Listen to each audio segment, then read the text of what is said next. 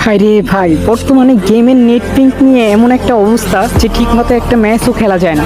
Normally এতদিন তো data দিয়ে খেলা যেত, আর এখন ডাটা দিয়েও খেলা যায় না। ডাটা দিয়ে খেলতে হলে ভিপিএন লাগানো লাগে, আর ভিপিএন যদি লাগায় তাহলে নেট চলে যায় চাঁদের দেশে। দেন ওয়াইফাই দিয়ে বেশিরভাগ 99 থাকে, আর হচ্ছে যে ওয়াইফাই দিয়ে নেট পিঙ্কও অনেক হাই দেয়। এই ওয়াইফাই দিয়ে সমস্যাটা যদি ফিক্সড করে দেয় তাহলেও তো হতো, সুন্দর করে একটু গেম খেলতে পারতাম। আর মধ্যে বাংলাদেশের যে মডারেটর গুলো আছে এরা কি মরছে? এরা কি দেখে না এগুলা? এই গেমের যে এত নেট প্রবলেম হয় এগুলা কি দেখে না? বাংলাদেশের ইউটিউবাররা কই? এগুলা নিয়ে তো কেউ একজন কথা বলা উচিত। জানি না এই নেট প্রবলেমটা আর কতদিন চলবে। ঠিক মতো প্রত্যেকদিন গেমের মধ্যে ইভেন্ট আসে, সব কিছু আসছে, কিন্তু এই নেট সমস্যাটা আজকে 15 দিন 1 মাস যাবত ঠিকই করতে আসে না। বুঝলাম না এই মডারেটররা, বাংলাদেশের বড় বড় ইউটিউবাররা এরা কি করে? এরা কি এগুলা নিয়ে রিপোর্ট করে না নাকি? তো সবাইকে উদ্দেশ্য করে একটা কথা বলতে চাই, এই গেমের যে নেট পিঙ্কের অবস্থাটা এত খারাপ হয়ে আছে, এটা নিয়ে সবাই একটু প্রতিবাদ করো, হয়তোবা তারপরে এটার সমস্যাটা সমাধান করে দিতে পারে।